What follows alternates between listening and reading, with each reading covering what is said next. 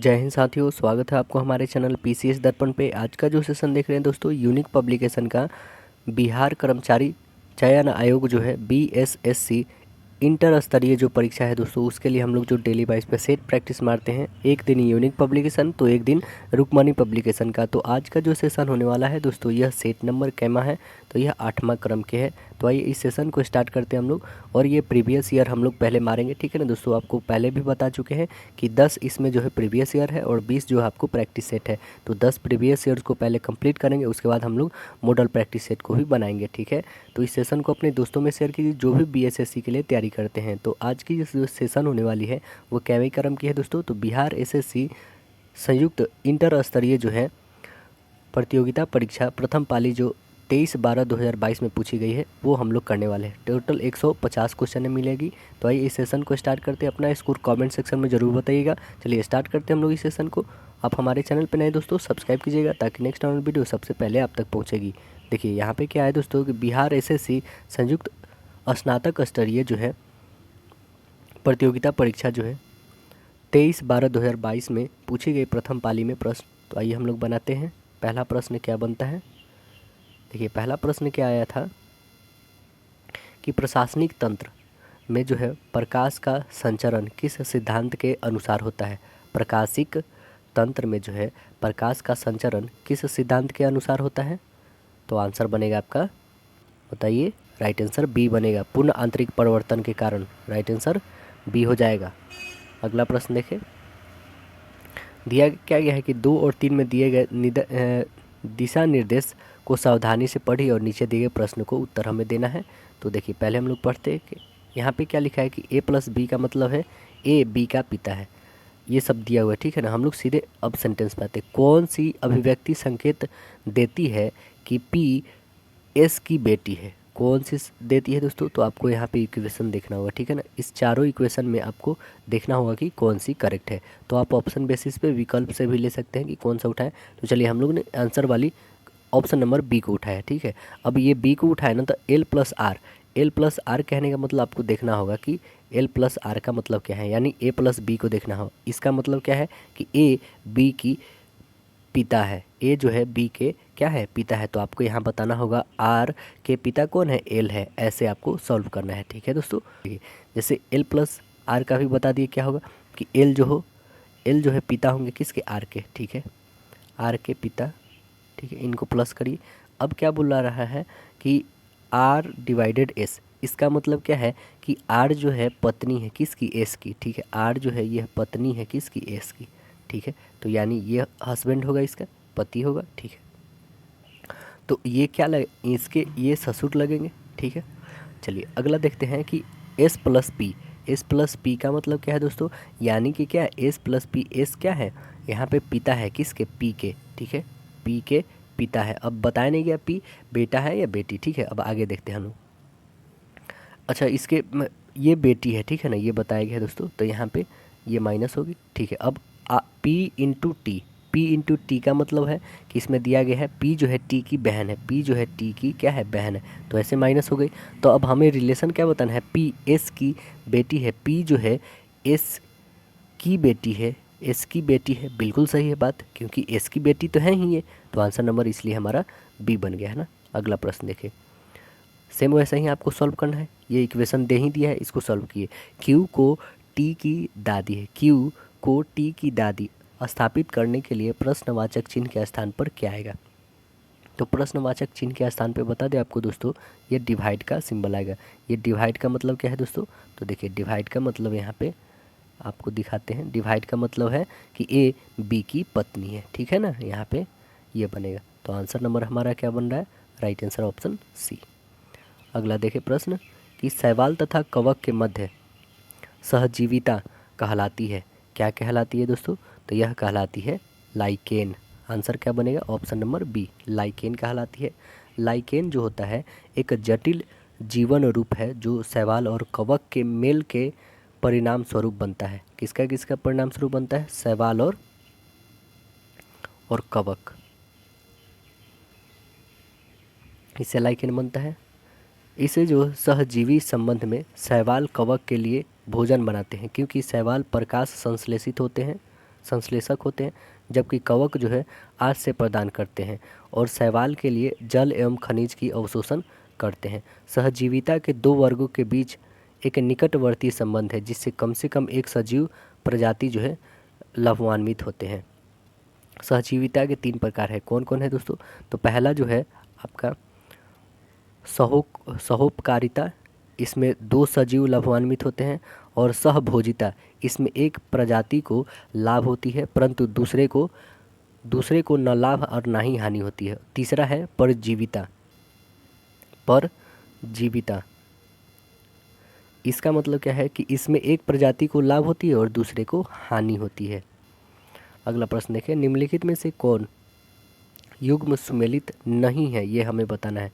तो कौन सुमेलित नहीं है? देखिए आपको बताना है घास का मैदान और महाद्वीप दिया हुआ है, ठीक है। सिलवास, ये किस महाद्वीप के घास का मैदान है दोस्तों? तो सिलवास जो है आपको बता दें दक्षिण अमेरिका का है, ये बिल्कुल सही है, दक्षिण अमेरिका का है। पंपास आपको यह जो दोस्तों पंपास यूरोप का नहीं है, पंपास कहाँ का है? ये भी दक्षिण अमेरिका का ही है, ठीक है। और वेल्ड जो है, वेल्ड कहाँ के है दोस्तों? ये अफ्रीका की है, ये बिल्कुल सही है। डाउन्स जो है आपकी ऑस्ट्रेलिया के है। तो आंसर हमारा क्या गलत हो रहा है? ये ऑप्शन नंबर बी गलत हो रहा है ना, तो ऑप्शन राइट आंसर हो जाएगा हमारा बी।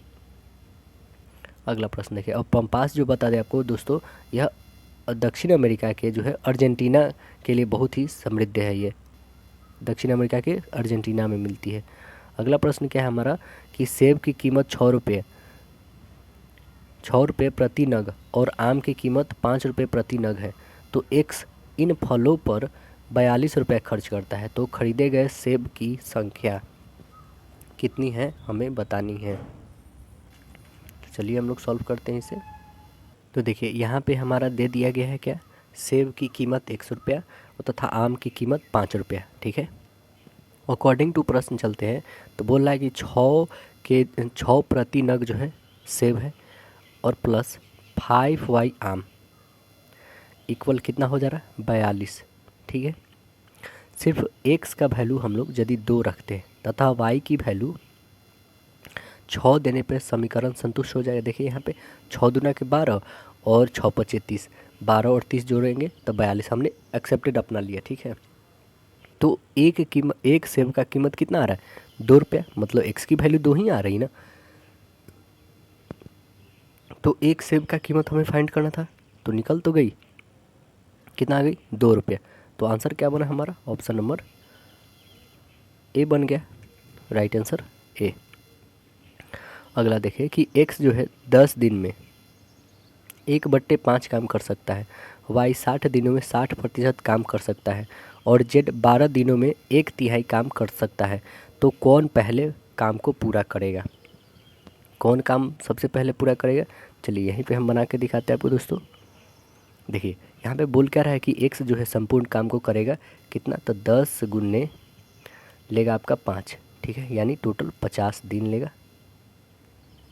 अब जो है y पूरा करेगा, ये x को रखे और y जो पूरा करेगा दोस्तों आपको टोटल है 60%, 100/60 यानी 100 दिनों में करेगा ये, ठीक है।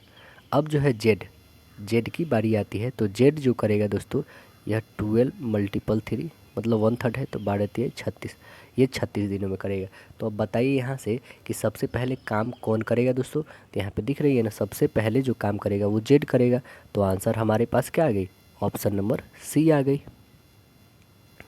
अगला प्रश्न देखिए, प्रश्नवाचक चिन्ह के स्थान पर विकल्प का चयन करना है आपको, क्या आने वाला है? तो बताइएगा दोस्तों। यहाँ पे 2 से 3, 5, 6, वैसे 4, 5, 9, 20, 8, यहाँ से 8, 3, 11, तो यहाँ पे क्या आने वाली है? तो आप देखेंगे क्या कि 2 और मल्टीपल 3 करिएगा तो 6 आएगा, ठीक है।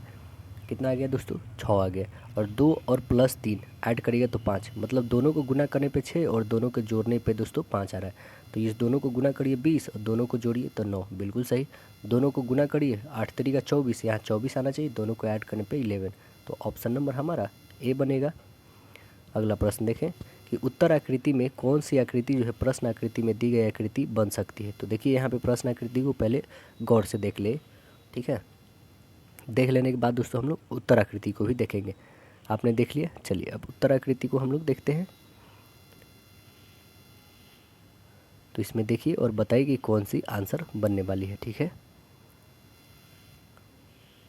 आंसर जो आपकी बनेगी दोस्तों, राइट आंसर डी बनेगी इसकी। ठीक है, ऑप्शन नंबर आपकी डी आएगी। अगला प्रश्न देखिए, क्या दिया होगा कि 64 का स्क्वायर माइनस 36 का स्क्वायर, इसको इक्वल में दिया है 20Z। तो हमें Z का वैल्यू बताना है। तो 64 का स्क्वायर यानी क्या दिया है, ए स्क्वायर माइनस बी स्क्वायर। तो आपको पता है ए स्क्वायर माइनस बी स्क्वायर का फॉर्मूला होता है क्या दोस्तों, ए प्लस बी और इंटू ए माइनस बी, यही तो होती है। तो बस यहाँ पे रख दीजिए, इक्वल 20Z दिया है, 20Z रखते हैं। तो ए प्लस बी यानी 64 और प्लस 36 रखेंगे। तो 64 प्लस 36 कितनी हो जाएगी, 100, और 64 में से 36 जाएगा तो कितना आ जाएगा, 28 इक्वल 20Z। ठीक है, ये 20Z हो गया हमारा।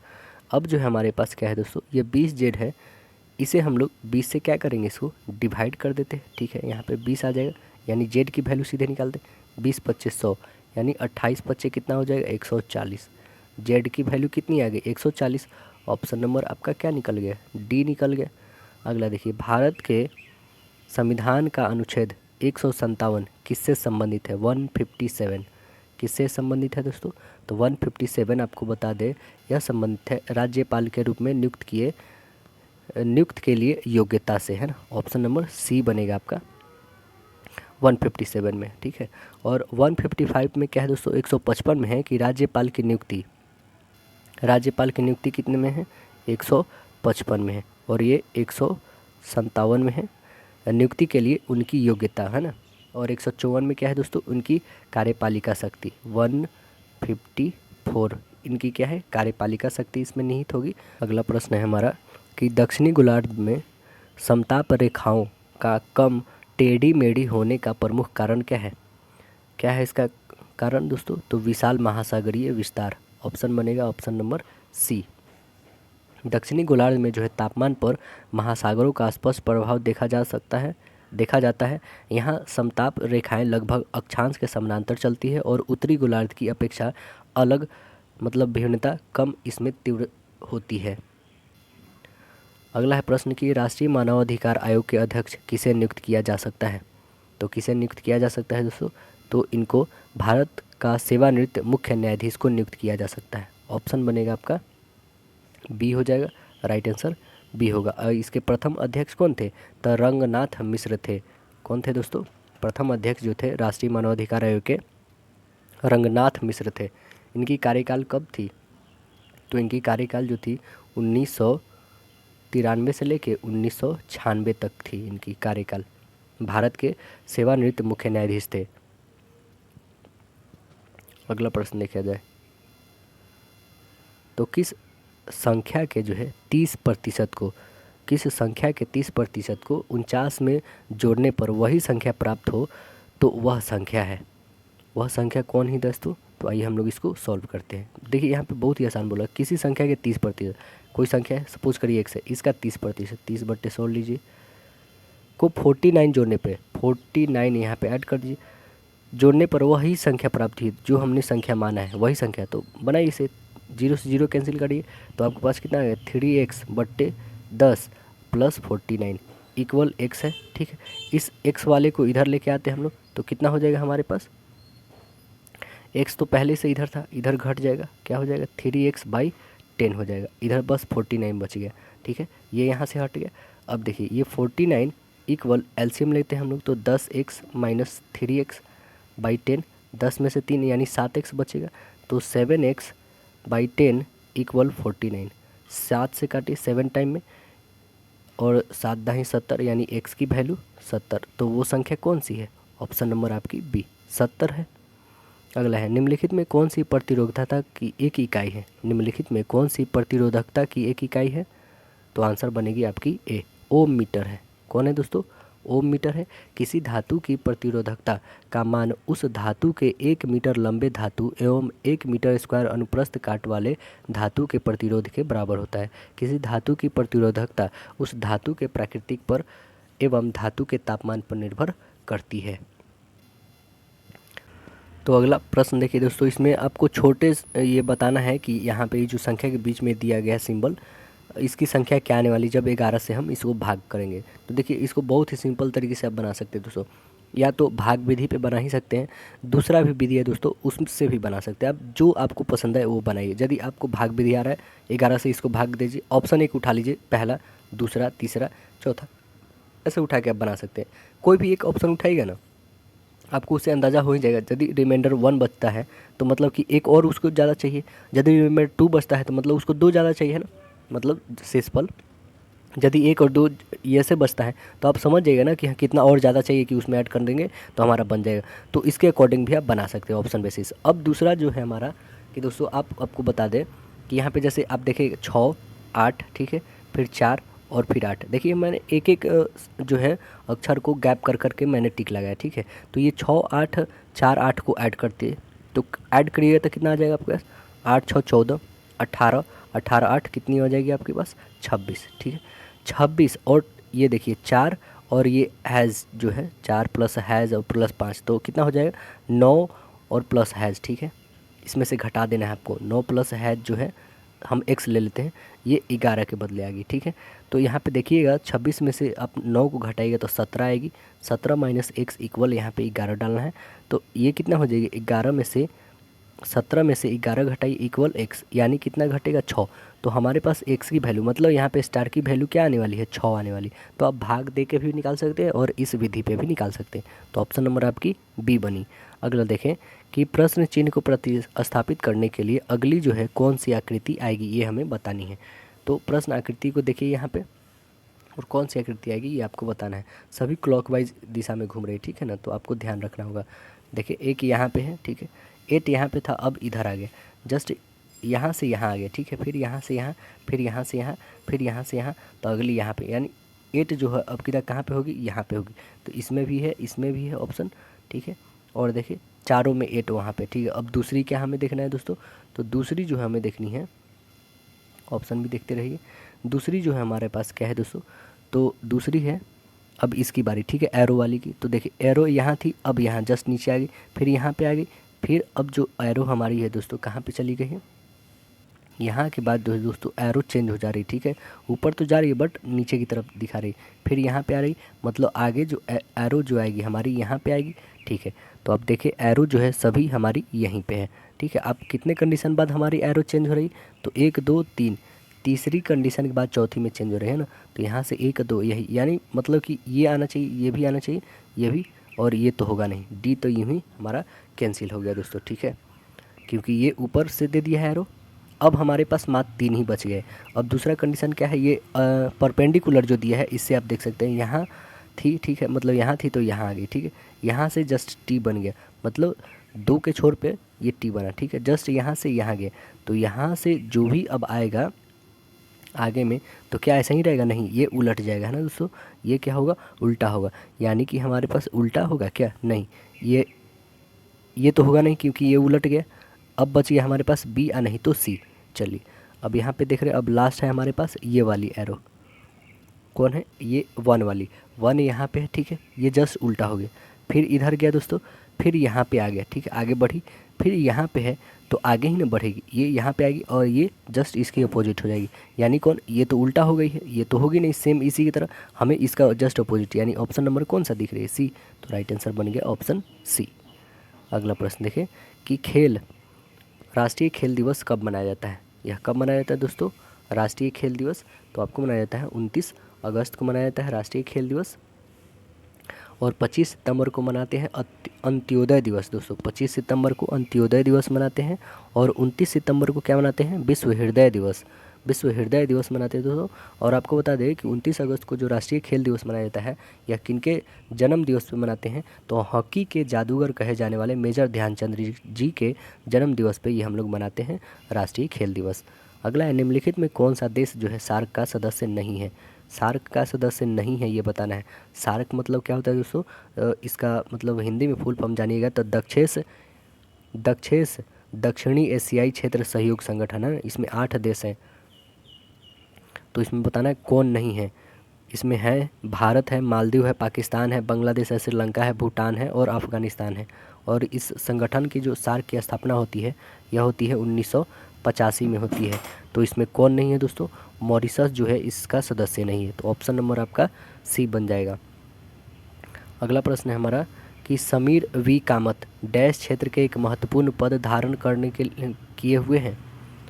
तो आंसर क्या बनेगा दोस्तों? आंसर बनेगा रक्षा। समीर वी कामत अगस्त 2022 में रक्षा अनुसंधान और विकास संगठन DRDO के अध्यक्ष बने थे। अभी ये नहीं है दोस्तों, ठीक है ना। ये करंट अफेयर के तौर पे देखा जाए तो अभी अब चेंज हो चुके हैं DRDO के अध्यक्ष। अगला प्रश्न देखिए, गन्ने की प्रति हेक्टेयर उत्पादन की दृष्टि से कौन सा राज्य जो है प्रथम स्थान पे है? तो अब देखेंगे आप दोस्तों, तो गन्ने में सबसे ज़्यादा जो है उत्तर प्रदेश है। आंसर बनेगा यहाँ पे आपका बी, उत्तर प्रदेश है। उस समय जो थी दोस्तों तमिलनाडु थी, लेकिन अब वर्तमान में हो गई है उत्तर प्रदेश, ठीक है। अगला है हेलसिंकी राजधानी है किसकी? हेलसिंकी। हेलसिंकी किसकी राजधानी है? तो आंसर बनेगा हेलसिंकी फिनलैंड की राजधानी है। किसकी है? फिनलैंड की राजधानी है हेलसिंकी। अगला प्रश्न आता है, क्या उस विकल्प को चुनिए जो दिए गए शब्द का जल प्रतिबिंब से मिलता जुलता है। जल प्रतिबिंब कहने का मतलब कि यहाँ पे जल है तो आपको बताना है कि इसका कैसा फॉर्मेशन बनेगा। तो कौन सा फॉर्मेशन आएगा इसका? आंसर बनेगा इसका ऑप्शन नंबर डी, है ना, डी होगा। देखिए बीटा क्षय जो परिणाम है यह क्या है? क्या है दोस्तों? तो देखिए यह जो है दुर्लभ नाभिकीय बल है। दुर्लभ क्या है? नाभिकीय बल है। आंसर इसका बनेगा ऑप्शन नंबर बी होगा। आपको बता दें कि अल्फ़ा बीटा और गामा किरणें का जो है क्षय सिर्फ रेडियो एक्टिव तत्वों से होता है। यह एक नाभिकीय प्रक्रिया है, ठीक है ना। इस प्रकार के तत्व के नाभिकीय अस्थायी होते हैं। अगला प्रश्न हमारा क्या है कि भारत में हरित क्रांति के जनक कौन है? कौन है दोस्तों भारत में हरित? पहले तो आप जानें कि ये शुरुआत कब होती है। तो ये जो तीसरा पंचवर्षीय योजना था हमारा, कब? 1966 से 69 के बीच में इसकी शुरुआत होती है। हरित क्रांति की स्थापना की जाती है, मतलब उसका उस समय से स्थापित किया जाता है ना। हरित क्रांति के जनक किसे कहते हैं हम लोग? तो आंसर बनेगा option number B, MS Swaminathan को बोला जाता है। राइट आंसर हो जाएगा बी। तीसरा पंचवर्षीय योजना में इसके हरित क्रांति को शुरू किए थे स्वामीनाथन जी ने। अमेरिकी कृषि वैज्ञानिक डॉक्टर विलियम गॉड ने सर्वप्रथम हरित क्रांति शब्द का प्रयोग किया था। दूध उत्पादन से संबंधित श्वेत क्रांति है। ऑपरेशन फ्लड का जनक जो है वर्गीस कुरियन को बोलते हैं। ऑपरेशन फ्लड जो है दोस्तों दूध उत्पादन से है, ठीक है। ऑपरेशन फ्लड दूध उत्पादन से नहीं, यहाँ पे हाँ दूध उत्पादन से है दोस्तों, ठीक है। अगला प्रश्न देखें कि भू संतुलन शब्द का सबसे पहले प्रयोग किसने किया था? भू संतुलन का प्रयोग सबसे पहले कौन किया था? तो डर्टन किए थे। कौन किए थे? डर्टन। ऑप्शन बनेगा आपका सी। यह कब किए थे दोस्तों? तो 1889 में किए थे, है ना। कब किए थे? 1889 में किए थे। अगला प्रश्न क्या होता है? इसका मतलब जानते हैं दोस्तों क्या होता है? इसका मतलब जानते हैं थोड़ा सा। भू संतुलन का अर्थ है पृथ्वी की भू प्रॉपर्टी के सतही उच्चवाच के रूप में स्थित पर्वत, पठार और समुद्रों के उनके भार के अनुसार भू प्रॉपर्टी के नीचे स्थित जो पिघली चट्टाने के ऊपर जो है संतुलन बनाए रखने की अवस्था को कहते हैं ना, डट्टन। अगला है निम्नलिखित जो है प्रश्न में नीचे दिए गए 4 विकल्पों में से सही विकल्प को चुनना है और एक्स दर्पण जो है प्रतिबिंब को सही हमें बताना है। तो देखिए यहाँ पे आप प्रश्न आकृति कैसी है, ठीक है ना, और दर्पण इधर रखी हुई है। ये है दर्पण आपकी। तो इसका फिगर कैसे बनेगा? ये जो है दोस्तों ये इधर आ जाएगा, आएगा ना। तो ऐसा कौन सा है? ये बी लग रहा है आपका, ठीक है। देखते हैं और ये जो होगा दोस्तों ये इधर आएगा और ये इधर आ जाएगा, है क्या? बिल्कुल सही। यहाँ पे हमारा बी ही ऑप्शन मैच कर रहा है, तो राइट आंसर यहाँ पे बी हो जाएगा। चलिए अगला प्रश्न देखते हैं। अगला क्या बोल रहा है कि गांव स्तर पर पंचायत के अध्यक्ष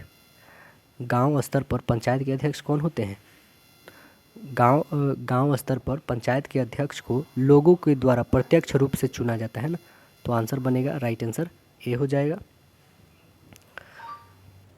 संविधान के अनुच्छेद जो है 243, कितना? 243, अनुच्छेद 243 सी के 2 में बोला गया है यह, ठीक है ना दोस्तों, के अनुसार जो है पंचायत के सभी स्थान पंचायत क्षेत्र में प्रादेशिक निर्वाचन क्षेत्रों के प्रत्यक्ष निर्वाचन के द्वारा ही चुने जाएंगे व्यक्तियों से भरा जाएगा, ठीक है। अगला प्रश्न है कि साधारण ब्याज की किस दर से 5 साल में धनराशि जो है 8,000 से 12,600 रुपया हो जाएगी। तो किससे दोस्तों? तो देखिए यहाँ पे साधारण ब्याज यानी SI इक्वल क्या लिखेंगे हम लोग, 12,600 माइनस 8,000 कितना हो जाएगा, घटेगा तो आपका आ जाएगा 4,600। ठीक है, ये आपका आ गया ब्याज आ गया। तो ब्याज आ गया यहाँ पे, तो हम रेट नहीं निकाल सकते। रेट इक्वल क्या होगा, तो ब्याज गुन्ने 100 बट्टे प्रिंसिपल गुन्ने टाइम। तो वैल्यू रखिए यहाँ पे, SI का दिया है 4600, 4600 गुन्ने 100 बट्टे P का वैल्यू कितना है दिया है दोस्तों, P का 8,000 है, 8,000 और गुने टाइम कितना दिया है, टाइम 5 वर्ष। काटिए 3 जीरो से, 2 1 3 जीरो, 8 से काटिए, इसको 5 से काटिए पहले, 5 नंबर 45, 5 दूना 10, 92 और 92 को काटिए इससे, 8 एकम 8, 8 एकम 8 0 5, तो कितना 11.5%। ऑप्शन नंबर बी बना। अगला प्रश्न हमारा कि विक्रय मूल्य बताएं जब लागत मूल्य जो है 36 रुपया 40 पैसा है और लाभ प्रतिशत जो है 15% है। तो हमें विक्रय मूल्य बताना है। विक्रय मूल्य बराबर होता है क्या है, SP इक्वल होगा आपका जो लागत मूल्य है गुने 100 प्लस जो लाभ % है बट्टा 100 होगा। तो चलिए इसे हम लोग सॉल्व करके देखते हैं। देखिए यहाँ पे जो विक्रय मूल्य दिया है दोस्तों, विक्रय मूल्य बराबर होता है लागत गुने 100 प्लस लाभ % बट्टा 100। तो कितना है हमारा लागत मूल्य, 36 रुपया 4 पैसा 40 पैसा। ठीक है, तो यहाँ 40 रखिए और 100 प्लस हमारा जो परसेंटेज प्रॉफिट दिया है 15, जोड़िए तो 115 बट्टा 100 और गुने 36.40 हो जाएगा 40। तो इसे आप डिवाइड करिएगा तो आपके पास आ जाएगा 41.86 रुपया हो जाएगा। तो ऑप्शन नंबर देखिए, राइट आंसर ऑप्शन बनेगा आपका ऑप्शन नंबर ए, यहाँ पे बन जाएगा ऑप्शन नंबर ए बन जाएगा। अगला प्रश्न देखिए कि वसीम जो है क्या करता है, 500 मीटर पूरब दिशा में चलता है। ठीक है, वसीम यहाँ से सब कुछ करीब 500 मीटर पूरब चलता है। ठीक है, फिर बाएं घूम जाता है, कहाँ घूमता है, तो बाएं घूम जाता है। तो बाएं इधर हो गया, बाएं घूमा 400 मीटर चला। ठीक है, 400 मीटर चल दिया, फिर बाएं मुड़ता है और 500 मीटर चलता है, फिर बाएं मुड़ता है आपको और 500 मीटर चलता है, यहाँ तक 500 मीटर चलता है। फिर बाएं मुड़ता है और 400 मीटर, यानी जितना ये चला है फिर से यहाँ पे, तो फिर से जहाँ चला था वहाँ पे पहुँच गया। तो प्रारंभिक बिंदु से वह कितनी दूरी पर है, ऑप्शन नंबर ए बनेगा।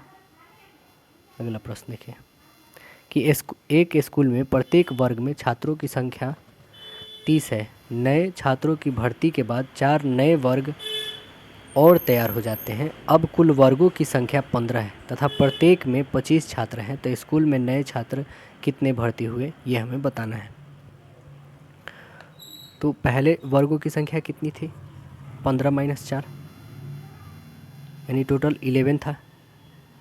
अब नए जो भर्ती छात्र हुए वो कितने हुए हैं, 15 गुने 25 माइनस 30 गुने 11, इसमें से गुणा करिए और इसको गुणा करिए, घटा दीजिए। 25 गुने 15 करिए तो कितने आ जाएंगे, 375 और 30 गुने 11 करिए तो 330। 375 में से 330 को घटा दीजिए, कितने बच जाएंगे आपके पास, 45। ऑप्शन नंबर बनेगा आपका राइट आंसर बी। नेक्स्ट प्रश्न देखें, तंजौर का राजराजेश्वर मंदिर किसने बनवाया। तंजौर का राजराजेश्वर मंदिर किसने बनवाया, तो आंसर बनेगा आपका राइट आंसर ए, राजराज प्रथम बनवाए थे।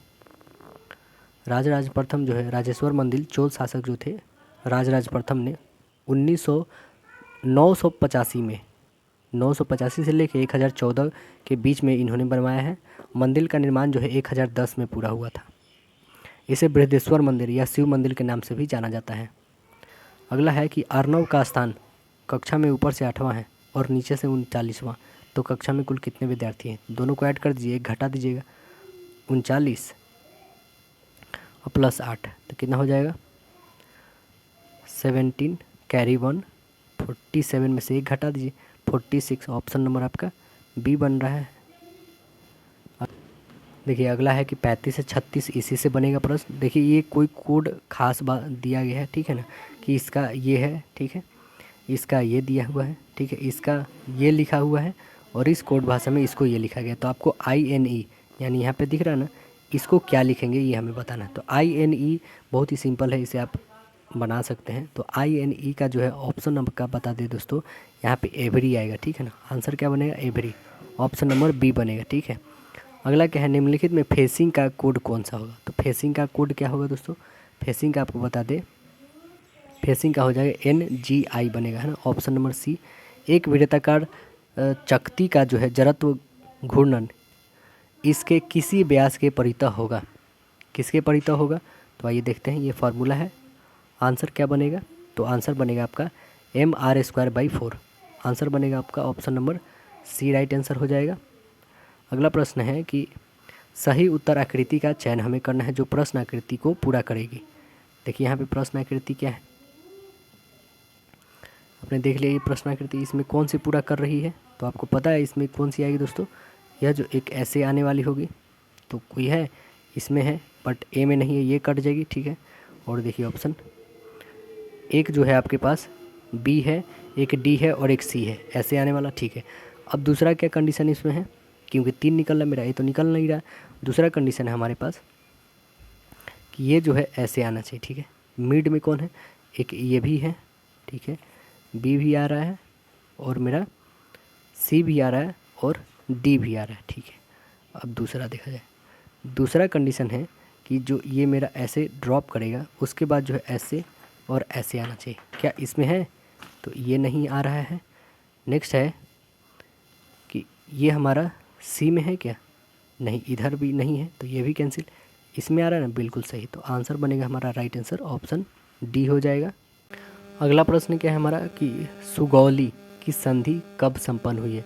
सुगौली की संधि कब हुई है, तो 1816 में हुआ है। ऑप्शन बनेगा आपका बी 1816। लॉर्ड हेस्टिंगस के काल में 1813 से 23 तक इसकी शासनकाल थी। आंग्ल नेपाल के बीच में युद्ध हुआ था, ये 14 से 16 में नेपाली गोरखों की हार हो गई थी। इसके बाद जो है 1816 में दोनों पक्षों के बीच सुगौली की संधि होती है और इस संधि के अनुसार अंग्रेज़ों को जो है गढ़वाल और कुमायूं के जिले प्राप्त हो जाते हैं और नेपाल को तराई क्षेत्र में अपना दावा त्यागना पड़ा तथा सिक्किम से भी हटना पड़ा।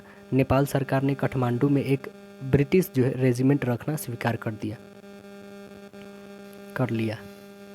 अगला है क्या क्वेश्चन, हमारा रीजनिंग है, बहुत ही आसान है दोस्तों। देखिए कूट भाषा में इसको ये लिखा गया है, तो इसका क्या लिखेंगे हम लोग। तो देखिए ए से स्टार्ट है ना, ए, और ये हमारा क्या है, देखिए यहाँ पे 2-2 वर्ड लेना है आपको, ठीक है दोस्तों। क्या लेना है, 2-2 वर्ड लेना है, ए सी, यहाँ पे बी डी लीजिए। देखिए ए के बाद बी आता है, सी के जस्ट 2 बाद क्या आता है, सी आता है। इसको ऐसे ऐसे क्रॉस किया गया, ठीक है दोस्तों। तो आपको ऐसे लेना है, ठीक। नहीं तो एक और कंडीशन है यहाँ पे, देखिए टोटल काउंट करिए 4 और 4 8, इसमें काउंट करिए 4 और ये भी 4 8।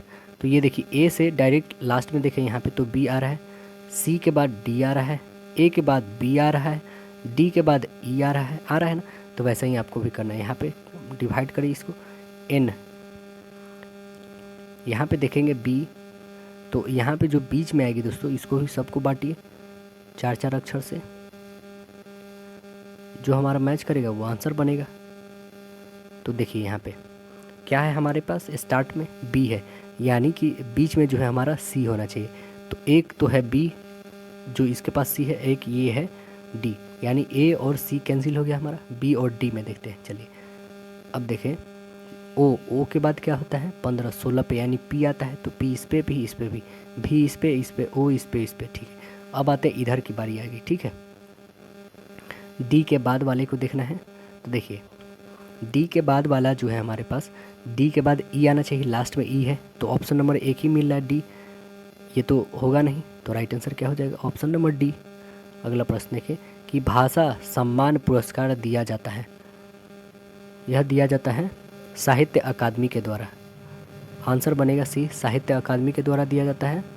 यह पुरस्कार जो है 1996 से दिया जाता है। प्रत्येक वर्ष जो है यह सम्मान 3 से 4 लेखकों को उन भाषाओं के लिए दिया जाता है जिन्होंने अकादमी के द्वारा प्राप्त नहीं है, मान्यता प्राप्त नहीं है। वर्ष 1999 में अकादमी ने यह निर्णय लिया कि 4 वार्षिक भाषा सम्मानों में से 2 जो है गैर मान्यता प्राप्त भाषाओं तथा 2 सम्मान उन विद्वानों को दिया जाएगा जिन्होंने कालजयी और मध्यकालीन साहित्य में योगदान दिया है।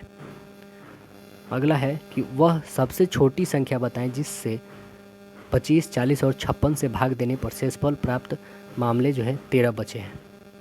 तो आइए इसका एलसीएम ले लेते हैं। 25, 40, 56, 25, 40 और 56 का एलसीएम निकालिए। एलसीएम निकालिएगा तो आपके पास क्या आ जाएंगे दोस्तों, यहाँ पे 2 से 25 ही रह जाएगा, 20 होगा, है ना। इसको निकालिएगा तब 28 हो जाएगा। ऐसे करके आप निकाल सकते हैं एलसीएम। तो एलसीएम जो आपको आएगी ये 1400 आएगी, ठीक है। 1400 में क्या करना है दोस्तों, इस 13 को बस जोड़ देना है, तो आंसर बन जाएगी आपकी ऑप्शन नंबर ए। अगला प्रश्न देखें कि सुभाष चंद्र बोस आपदा प्रबंधन पुरस्कार 2022, ये आपको देखना नहीं है दोस्तों, करंट अफेयर है।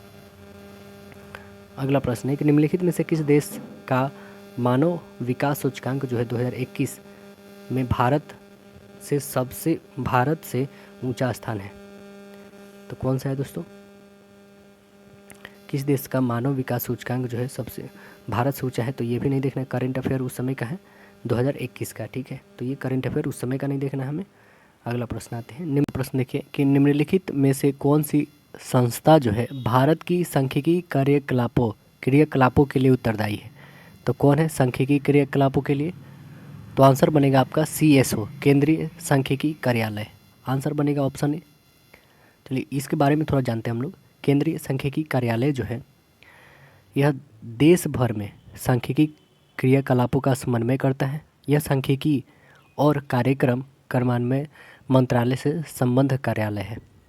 अगला क्या है हमारा, नीति आयोग। नीति आयोग के बारे में जानते हैं हम लोग। यह जो है नीतिगत विषयों में सरकार के थिंक टैंक जो होती है इसके रूप में काम करता है। और राष्ट्रीय प्रतिदर्श सर्वेक्षण कार्यालय यानी इसे बोलते हैं हम लोग NSSO। यह अखिल भारतीय स्तर पर विभिन्न विषयों के लिए व्यापक स्तर पर प्रतिदर्श सर्वेक्षण करवाने हेतु उत्तरदायी है। भारतीय रिजर्व बैंक के बारे में जानते हैं। यह देश का केंद्रीय बैंक है जो सरकार की ओर से करेंसी नोट जारी करता है तथा मुद्रा की आपूर्ति तथा साख नियंत्रण का कार्य भी करता है। अगला है कि निम्नलिखित में कौन सा संख्या जो है एक प्राकृत संख्या का वर्ग है। प्राकृत संख्या कहने का मतलब कि 1 से स्टार्ट होता है, उसे कहते हैं हम लोग क्या। तो देखते हैं प्राकृत संख्या का वर्ग कौन सा है। तो आंसर बनेगा आपका राइट आंसर डी बन जाएगा यहाँ पे। प्राकृत संख्या का वर्ग 279841। अगला प्रश्न देखें क्या है कि भारतीय पुरातत्व संरक्षण ने डैश राज्य के बांधवगढ़ टाइगर रिजर्व में नए स्थलों की खोज किया है। तो ये बांधवगढ़ जो है टाइगर रिजर्व किस राज्य में पड़ेगा दोस्तों, आंसर बता दे बी, मध्य प्रदेश में पड़ेगा, ठीक है। बांधवगढ़ टाइगर रिजर्व पुरातात्विक अवशेषों का पता लगाया गया है। इसमें जो है कलचुरी कला के 26 प्राचीन मंदिर अवशेष यानी 26 गुफाएं, अधिकांश जो है बौद्ध धर्म से संबंधित है, वो मिली है यहाँ पे। इन मूर्तियों में जो है वराह की मूर्ति सबसे बड़ी है। और शिलालेखों में जो है कसाम्बी जो मथुरा पावता मतलब पर्वता भेजवदरा और सप्तनैरिका जैसे स्थलों का उल्लेख है इसमें। अगला है इथेन जिसका आणविक सूत्र C2H6 है, इसके पास कितने सहसंयोजी बंधन है। तो आंसर बनेगा इसका बी, 7 सहसंयोजी बंधन है। राइट आंसर बनेगा बी। अगला प्रश्न देखें। 7 आपको पता ही कैसे हो गए दोस्तों, ये 3 फिर ये 3 कितने हो गए यहाँ पे 6। तो आंसर यहाँ पे 6 जो दिखा रहा है सहसंबंधन, तो आंसर बनेगा राइट आंसर इसके बी हो जाएंगे। इथेन में 6, ठीक है, और CH कार्बन में 1, तो इसलिए कुल इसके सहसंयोजकता कितनी हो जाएगी 7 हो जाएगी, ठीक है। अगला प्रश्न देखें कि किसी कूट भाषा में लिखा गया, फिर से ये वाला, इसको लिखा गया, इसको ये लिखा गया, इसको ये लिखा गया, तो आपको एगेन का बताना है कि क्या होगा, यानी एगेन का क्या आने वाला है। तो इसी तीनों में से कोई आ सकता है, ठीक है दोस्तों। तो देखिए KA है, ठीक है, NA है, SA है, यानी ये C तो होगी नहीं, कन्फर्म है, ठीक है। तो बस इसी तीनों में से कोई होने वाली है। तो आंसर आपको बताए दोस्तों NA राइट आंसर यहाँ पे होगी, ठीक है। अगला प्रश्न देखें क्या है, एक स्व प्रतिरक्षा विकास जो तंत्रिका पेशी संधि को प्रभावित करता है इससे थकान, कमजोरी और कंकाली पेशिया का पक्षघात होता है। यह क्या है? तो यह क्या है दोस्तों? यह जो है मायोस्टेनिया ग्रेविस है। मायोस्टेनिया ग्रेविस आंसर बनेगा, राइट आंसर डी हो जाएगा। ये मायोस्टेनिया ग्रेविस जो नामक विकार जो है तंत्रिका पेशी संधि को प्रभावित करता है। इस विकार में जो है शरीर का थकान, कमजोर और कंकली पेशियों में पक्षघात हो जाती है। अगला प्रश्न क्या है हमारा कि यदि आप 1 से 100 तक की संख्याएं लिखते तो आप उन्हें लिखने में कितनी बार 2 लिखेंगे? कितनी बार लिखेंगे दोस्तों? तो आप खुद देख सकते हैं कितना, 1 से लेकर के 100 तक के बीच में 2 जो है आपको टोटल 20 बार आएगी, है ना। आंसर बनेगा, राइट आंसर सी हो जाएगा इसका। अगला प्रश्न देखें, यहाँ पहले 2 पदों में एक पद संबंध है। सही विकल्प चुनिए जिससे प्रश्न चिन्ह को व्यवस्थापित किया जा सके, जिससे वही संबंध तीसरे पद से भी बना है। तो ये देख लेते हैं हम लोग। ए से आई आ रहा है, मतलब 8 बार है। 7 से 15 आ रहा है, फिर हमारा 8 बार है। तो यहाँ पे 5 से 8 बार आना है। 8 5 13, यानी एम से स्टार्ट होने वाला है। ऑप्शन नंबर बस बी है। देखिए अगला प्रश्न है हमारा कि 2 संख्याओं का अंतर दिया है 840। यदि एक संख्या का 5% दूसरे संख्या का 15%, तो दोनों संख्याएं हमें ज्ञात करना है।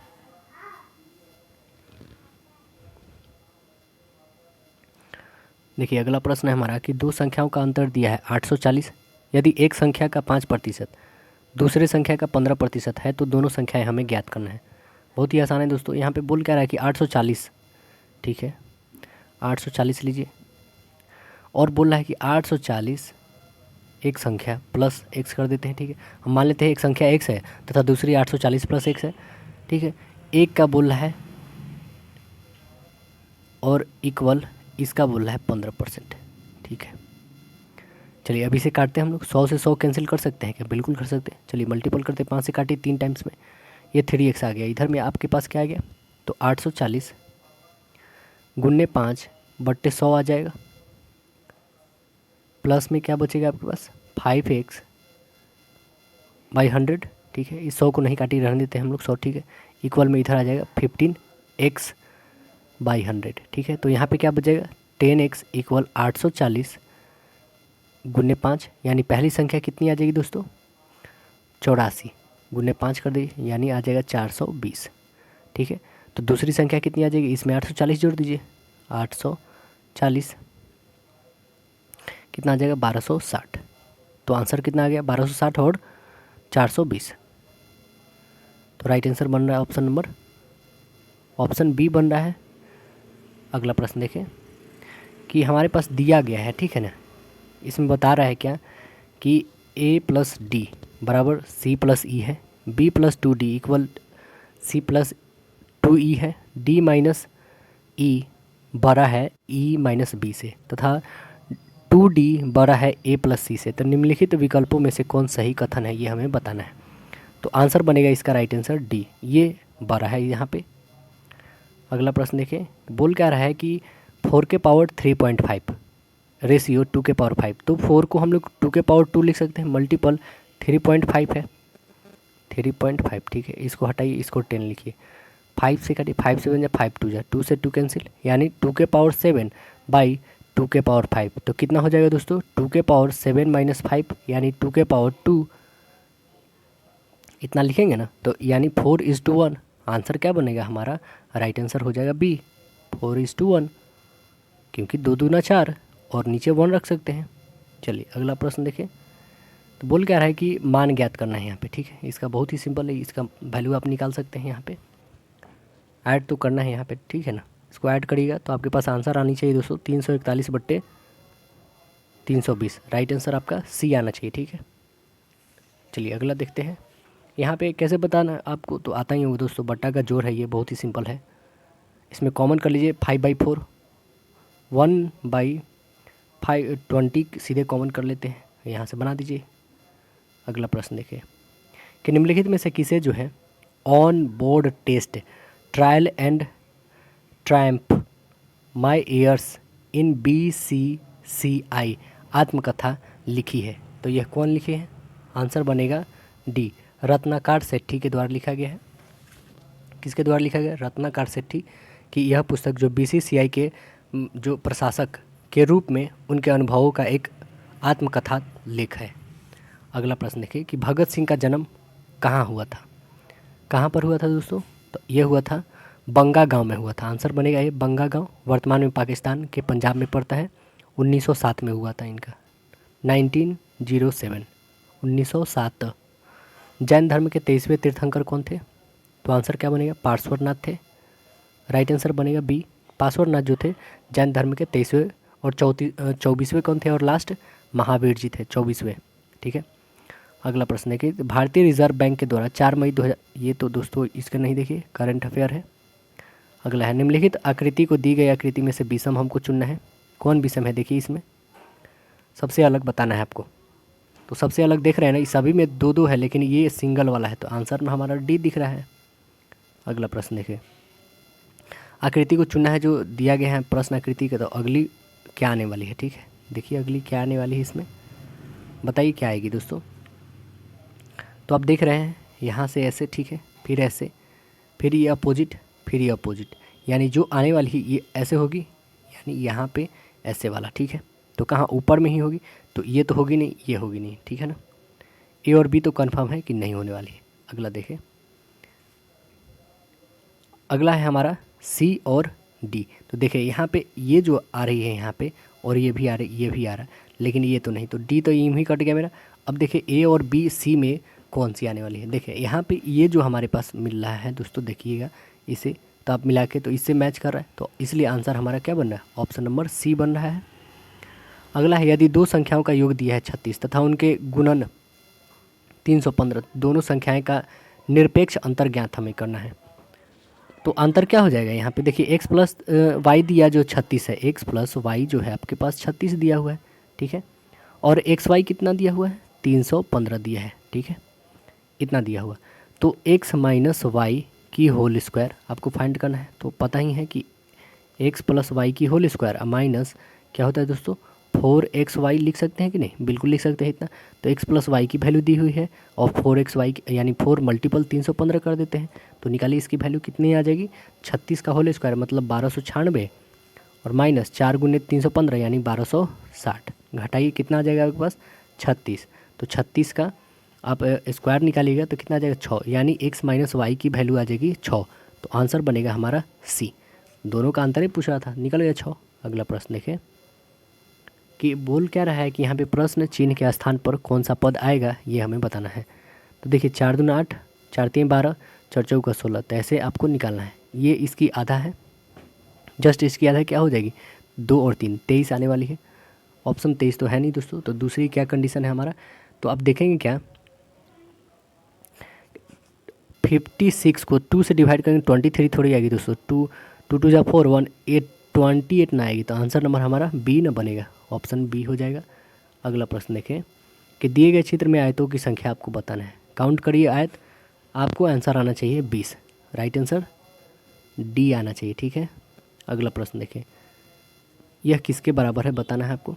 तो देखिए ये किसके बराबर हो जाएगा दोस्तों? बहुत ही सिंपल है क्वेश्चन। ये किसके बराबर हो जाएगा? तो यहाँ पे 3 जीरो ऊपर में और नीचे में 2 जीरो। तो जैसे यहाँ पे हम लिख दिए कि ऊपर में जो 2 जीरो आ गया हमारे पास, ठीक है, नीचे 3 जीरो आ गए, यहाँ पे 3 जीरो। ठीक, तो 2 जीरो से 2 जीरो कैंसिल हो गया, मतलब हमारे पास 2002 बचा। ठीक है, लेकिन नीचे कितना बच गया दोस्तों? 2002 और 1 जीरो, मतलब 20,020 बच गया। ठीक है, और प्लस करना है, सेम यहाँ पे आपका है बस 1 जीरो, यानी ऊपर बच जाएगा आपका 20,020 हो जाएगा। ठीक है, और नीचे 2002। तब इसको एलसीएम लेके बना देना है। तो आंसर क्या आ जाएगी आपकी? आंसर बताए दोस्तों 10.10 आएगी, ऑप्शन बी बनेगा। अगला देखिए, राष्ट्रीय बीज निगम लिमिटेड की स्थापना वर्ष कब की गई थी? तो इसकी स्थापना होती है 1963 में। राइट आंसर बनेगा सी, 1963। अगला प्रश्न देखिए कि संकेत का वह कौन सा परस्पर विनिमय दिए गए हैं जो कथन को शुद्ध करेगा। तो यहाँ पे आपको बहुत ही आसान है दोस्तों, इसमें से यही होगा कि ऑप्शन बेसिस पे आपको चुनना होगा। तो देखिए पहला ऑप्शन कोई भी उठाता है तो पहला ऑप्शन उठाइए, यहाँ पे आंसर यही बना देगा। ठीक है, तो देखिए माइनस को आपको क्या करना है? भाग में बदलना है। जो माइनस है यहाँ पे भाग करना है, जो भाग है वहाँ पे माइनस कर देना है, बस बना दीजिए। 4 5 20 और यहाँ पे 18 20 और 18 कितने हो जाएंगे? 20 और 18 38। 38 में से आपको घटा कितना देना है दोस्तों? 38 में से घटा देना है आपके पास 25 प्लस 5 ना हो जाएगा, 5 और प्लस ये बच जाएंगे 6, 6 3 जा 18 है ना, 18 और 5, तो इसे आप ऐड करेंगे तो कितना हो जाएगा? इसे ऐड कर 23 में से 4 घटा दीजिए यानी 19। चलिए अगला प्रश्न देखें। विभवांतर की माप किस यंत्र के द्वारा मापी जाती है? कौन सी यंत्र है दोस्तों? वोल्ट मीटर है। आंसर बनेगा डी, वोल्ट मीटर से मापा जाता है। विभवांतर की इकाई वोल्ट होता है। 150 से छोटी सभी प्राकृतिक संख्याएं का औसत हमें बताना है। कितना हो जाएगा दोस्तों? तो 150 लीजिए, गुण्य 149 लीजिए, बाई 2 कर दीजिए, गुणा करिएगा तो कितना आ जाएगा आपके पास? ऑप्शन नंबर सी आएगा 75। अगला प्रश्न देखें। और आपको बता दें दोस्तों औसत जो निकालना है, क्योंकि 149 का निकालना तो 150 या गुने 149 बाई 2 गुने 149 करना होगा। 149 से काटिए तब आएगा आपका 75। ठीक है, देखिए 15 लड़कियों का औसत जो दिया हुआ है 50 रुपया है। जब 3 और लड़कियां जुड़ जाती है तो औसत 3 रुपया बढ़ जाती है। तो नई 3 लड़कियों का धन का औसत हमें बताना है। तो क्या हो जाएगा दोस्तों? 15 + 3 गुणे 50 + 3 माइनस 15 और गुणे 50 करना है। ठीक है, बट्टे 3 हो जाएगा।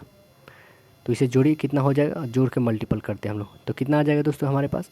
954 माइनस 750 बट्टे 3 यानी 204 बट्टे 3 काटी यानी 68। ऑप्शन नंबर कौन सा बनेगा? B number. अगला प्रश्न है हमारा कि लैक्टिक अम्ल कौन सी समन्वयता प्रदर्शित करता है? कौन प्रदर्शित करता है? तो प्रकाशिक समन्वयता प्रकाशित करता है। राइट आंसर बनेगा यहाँ पे सी। अगला प्रश्न है हमारा कि राजाजी राष्ट्रीय पार्क एक प्राकृतिक आवास है। ये राजाजी राष्ट्रीय पार्क है कहाँ पे, पहले ये जानिए। तो ये है उत्तराखंड में है दोस्तों। कहाँ पे है? उत्तराखंड के देहरादून में स्थित है। यह जो बता दें आपको, एक जो है यह बाघ रिजर्व क्षेत्र है, ठीक है ना। और ये राजाजी राष्ट्रीय पार्क जो है ये एशियाई हाथी का है।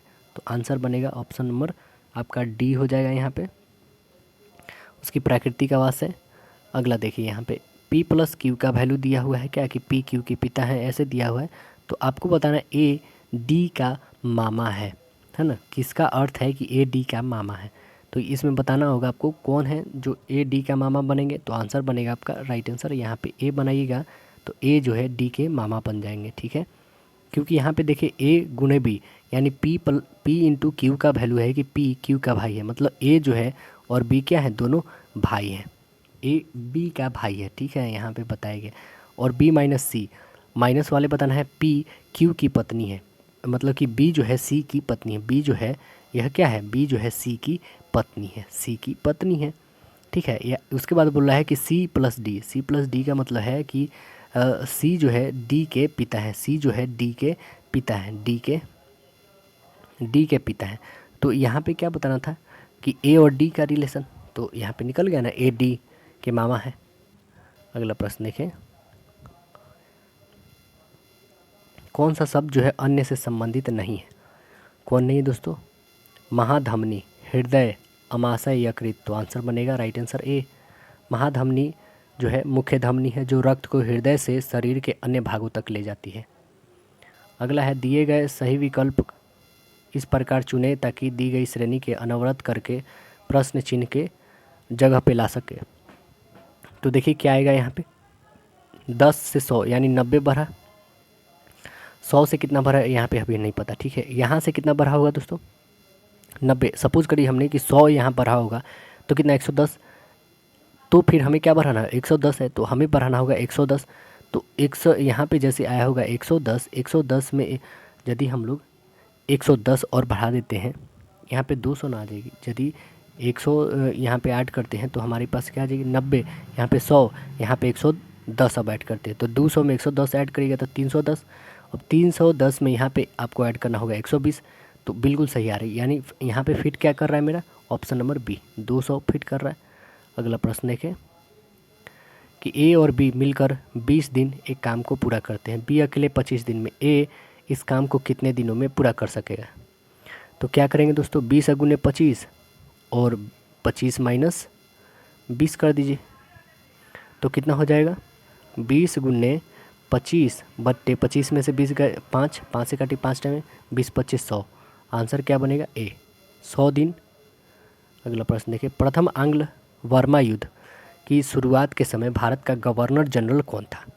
कौन था दोस्तों? लॉर्ड एमहस्टस था। कौन था? लॉर्ड एमहस्टस। 1823 से लेकर 28 के समय में, या 1824 से लेकर 26 में प्रथम आंग्ल बर्मा युद्ध हुआ था। 1826 में जो है यांडूब की संधि के द्वारा जो दोनों पक्षों के बीच में शांति स्थापित हुआ था। बिहार के नवीनतम आर्थिक सर्वेक्षण के अनुसार बिहार क्या है? बिहार जो है कौन वाला राज्य है दोस्तों? तो बिहार जो है राजस्व घाटा राज्य है। आंसर ए बनेगा। अगला प्रश्न देखें कि सही उत्तर पर आकृति को चयन करके उत्तर का आकृति हमें बताना है। तो देखिए प्रश्न आकृति और उत्तर आपको बताना है कि क्या होगी। क्या बनेगी दोस्तों उत्तर? तो आंसर बनेगा आपका राइट आंसर डी। ठीक है, राइट आंसर क्या बनेगा इसका? ऑप्शन नंबर डी आएगा दोस्तों। अगला प्रश्न देखें कि कैल्शियम कार्बाइड में 2 कार्बन परमाणु के बीच कितने प्रकार के बंध हैं? कितने प्रकार के हैं? तो 1 सिग्मा और 2 पाई। आंसर बनेगा बी।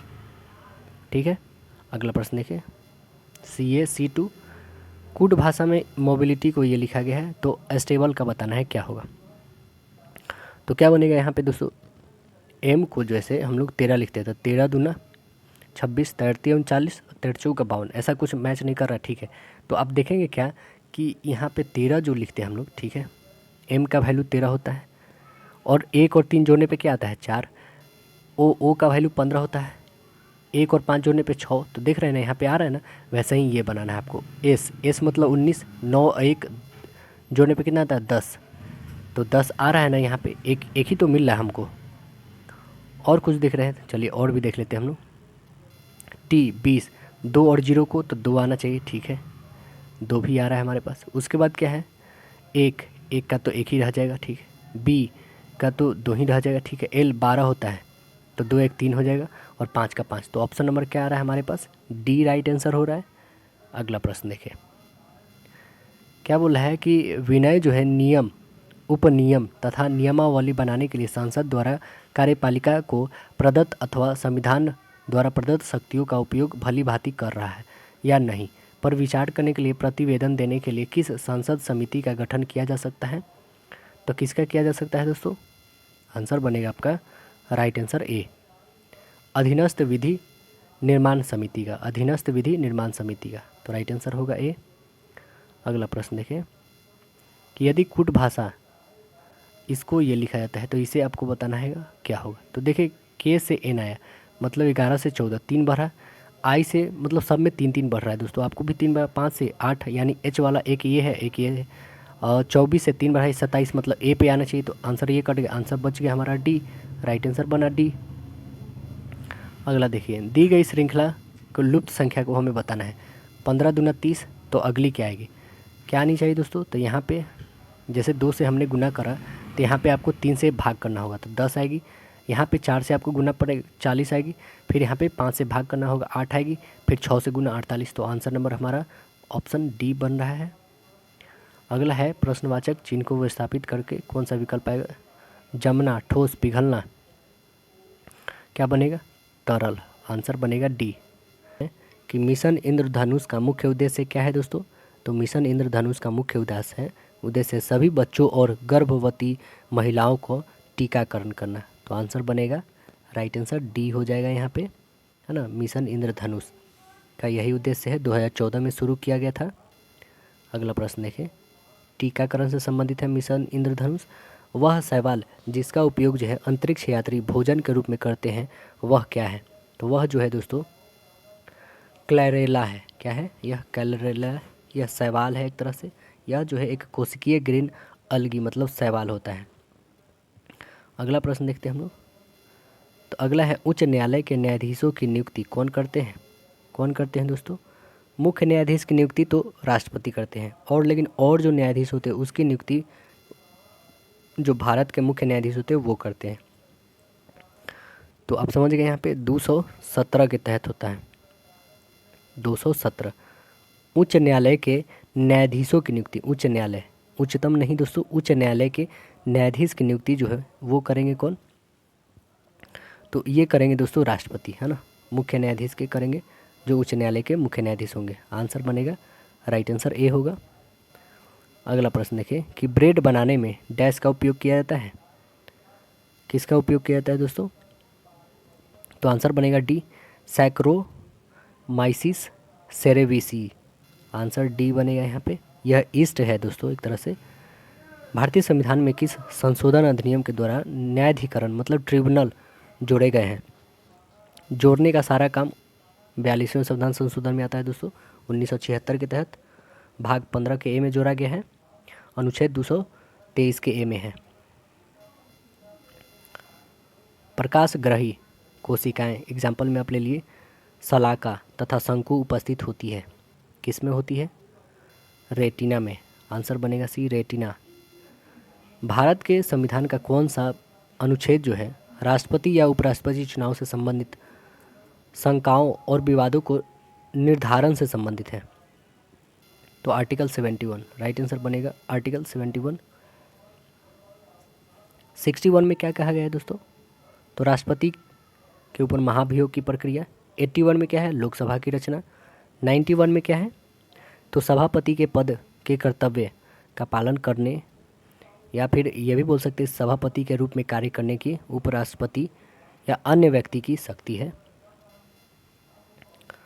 अगला प्रश्न है कि 3 मिश्रण में दूध तथा पानी का अनुपात क्रमशः इतना इतना दिया है, जिनको इतना के अनुपात में मिलाया जाता है। तो नए मिश्रण में दूध तथा पानी का अनुपात क्या होगा, ये हमें बताना होगा दोस्तों। ठीक है, तो इसका आंसर तो आपका डी आएगा दोस्तों। आइए हम लोग बना के देखते हैं। आपसे बन गया होगा तो बहुत ही अच्छी बात है। चलिए हम इसे बनाते हैं। आपके पास जो है दोस्तों 2 लीटर क्या है मिश्रण है और एक है 3 लीटर का। तो दूध हमारे पास 2 गुने 2/5 यानी आ जाएगा 4/5 लीटर, और दूसरी दूध जो होगी 3 गुने 3/4, ये आ जाएगी 9/4 आएगी। अब पानी की बारी, ये तो हमारा मिल्क था। अब वाटर की बारी, 2 - 4/5 इसमें से घटा देंगे तो 6/5 लीटर। इसकी कितनी आ जाएगी? 3 में से 9/4 घटा दीजिए यानी 3/4 आ जाएगी ये पानी। ठीक है, अब मिश्रण जो है हमारा तीसरा जो बनेगा वो 4 लीटर का। ठीक है, तो 4 लीटर का बनाएगा दूध का, तो 4 गुने 4/9 इक्वल कितना हो जाएगा? 16/9। और पानी का क्या हो जाएगा? तो 4 - 16/9 यानी 20/9 होगा। तो कुल मिश्रण जो होगा कितना होगा? 2 + 3 + 4 यानी 9 लीटर। दूध और पानी का रेशियो आप निकाल लेंगे यहाँ पे, 4/5 + 9/4 + 16/9। ठीक है, ये रेशियो जो होगी 6/5 + 3/4 + 20/9। बस इसका एलसीएम लेना है आपको। इसका एलसीएम लेके बना दीजिए तो आंसर आपके पास कौन सी आ जाएगी? आंसर आप अच्छा एलसीएम ले ही लेते हैं आपका। ठीक है, एलसीएम एक का 180 आएगा, तो यहाँ पे 144 + 405 + 320, और दूसरी जो आएगी दोस्तों यह रेशियो में 216 + 135 + 400/180। तो इसे भी आप ऐड करिए। ठीक है, उसके बाद बस डिवाइड करना है। सभी को ऐड करेंगे तो हमारे पास आ जाएगा 869/180, 751/180। इससे ये कैंसिल, मतलब ये और ये। तो आंसर कौन बना हमारा? Right answer D. अगला प्रश्न देखें कि बेटी बचाओ बेटी पढ़ाओ योजना किस वर्ष शुरू किया गया था? 2015 में शुरू किया गया था, जनवरी में, है ना। नरेंद्र मोदी शुरू किए थे हरियाणा से, पानीपत से। किस अवधि को जो है योजना अवकाश कहा जाता है? आंसर बनेगा बी, हम लोग ने डिस्कस कर चुके हैं, तृतीय पंचवर्षीय योजना, इसी को योजना अवकाश भी कहा जाता है। आकृति को चुनिए जो सबसे अलग है। कौन सबसे अलग है दोस्तों?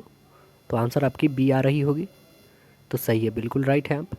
चलिए, निम्नलिखित में से किस युग्म का चयन करें जिसे दिए गए युग्म का संबंध हो? त्रिभुज आयत से है, तो अगला किससे होगा दोस्तों? तो अगला जो होगा पंचभुज षष्ठभुज से होगा। आंसर ए बनेगा। अगला प्रश्न देखा जाए। नेक्स्ट हमारा प्रश्न क्या है कि अनुच्छेद 39 के एक प्रावधान करता है। क्या प्रावधान करता है दोस्तों? तो यह करता है सामान्य न्याय तथा निःशुल्क विधिक सहायता। आंसर बनेगा बी। भाग 4 में वर्णित है। नीति निर्देशक तत्व। बिंबिसार किस वंश का शासक था? हर्यक वंश का था। आंसर बनेगा डी, हर्यक वंश। 52 साल तक मगध पर शासन किया था। निम्नलिखित प्रदेशों में किसमें मुख्यतः शीत ऋतु में वर्षा होती है? आंसर बनेगा राइट आंसर ए, भूमध्य सागरीय प्रदेश क्षेत्र में होता है। अगला प्रश्न देखें। उत्तर आकृति का चयन करना है जो प्रश्न आकृति से मिलती है हमारा। तो कौन मिलेगी दोस्तों? देखिए आपकी ऑप्शन नंबर ए मिलेगी, है ना। राइट आंसर बन जाएगा ए, क्योंकि इसका सबका 1/4 निकाला हुआ है। ए राइट आंसर यहाँ पे मैच करेगा। अगला देखें कि एक परीक्षा में 5 छात्र हैं, ठीक है। एक्स वाई भी डब्ल्यू एक्स वाई और जेड कतार में है, इसके बीच में है, ठीक है। भी और एक्स के बीच में जेड है, भी और एक्स के बीच में है जेड, ठीक है। वाई एक्स के ठीक बीच में है, वाई जो है एक्स के ठीक बीच में, एक्स के ठीक पीछे, ठीक है, एक्स के ठीक पीछे। और भी सबसे प्रथम है, ठीक है, सबसे प्रथम। तो आखिरी में अब जेड नहीं बचा, डब्लू बच गया ना, डब्लू लास्ट में हो गया। अब यहाँ पे बताना क्या है दोस्तों कि हमारे पास आखिरी से दूसरे स्थान पर कौन होगा? आखिरी से, तो आखिरी से दूसरे स्थान पे कौन है? आखिरी ये है, दूसरे स्थान पे वाई आ रहा है, तो राइट आंसर बनेगा ऑप्शन नंबर डी। अगला प्रश्न देखें कि राष्ट्रीय शिक्षा दिवस और शिक्षक दिवस दो होते हैं दोस्तों। शिक्षक दिवस जो है 5 सितंबर को मनाया जाता है, ठीक है, शिक्षक दिवस। लेकिन शिक्षा दिवस जो है दोस्तों यह कब मनाया जाता है? तो शिक्षा दिवस आपको बता दें 11 नवंबर को मनाया जाता है, ठीक है दोस्तों। आंसर बनेगा यहाँ पे 11 नवंबर राष्ट्रीय शिक्षा दिवस के रूप में मनाया जाता है। 2008 से यह मनाया जाता है। 8 सितंबर को अंतर्राष्ट्रीय साक्षरता दिवस और 5 सितंबर को शिक्षक दिवस मनाया जाता है, ठीक है। अगला प्रश्न देखिए हम लोग, जो हमारे प्रथम शिक्षा मंत्री थे मौलाना अबुल कलाम आज़ाद, उन्हीं के जन्म दिवस पे हम लोग मनाते हैं यह शिक्षा दिवस, ठीक है। अगला प्रश्न देखा जाए तो वृत्त की त्रिज्या में 3% वृद्धि, उसके क्षेत्रफल में कितना प्रतिशत की वृद्धि होगी? तो कितना हो जाएगा दोस्तों? यह सीधे हो जाएगा ऑप्शन बी। इसका राइट आंसर क्या बनेगा? 6.9। कैसे आया? तो देखिए यहाँ पे पहले आर था, अब आर बढ़ रहा है, प्लस आर स्क्वायर बाई 100, तो कितना है? 3% नंबर है 3, और 3 गुने 3 बट्टे 100, तो 3 और 3 6, और 9 बट्टे 100 यानी इतना आएगा। तो इसमें जोड़ दीजिए 6.09, ऑप्शन नंबर बी। अगला है कॉट्रेल अवक्षेपक का उपयोग किया जाता है, किसमें किया जाता है दोस्तों? तो आंसर बनेगा आपका ए, धुआं से कार्बन कणों को अवक्षेपित करने में। राइट आंसर बनेगा ए। अगला क्या है, दिया गया हमको कि जब यहाँ पे इस संख्या को 12 से विभाजित किया तो शेषफल क्या बचेगा, हमें बताना है। आप भाग दीजिएगा तो दोस्तों आपके पास 3 बचेगा। राइट आंसर बनेगा यहाँ पे बी। अगला देखिए कि समस्या दिया है, ठीक है ना। प्रश्न आकृति देखिए यहाँ पे, ठीक है। आंसर आकृति भी देखिए आप कौन सा बन रहा है इसमें। तो आंसर जो आपकी आएगी दोस्तों, आंसर नंबर सी आएगी, ठीक है। अगला क्या हमारा कि समानांतर श्रेणी दी हुई है, 18वां पद निकालना है आपको। ए दिया है, डी फाइंड कर लीजिए, इसमें से इसको घटाया जाता है, तो घटाइए कितना आ जाएगा आपके पास? 2√2 आएगा।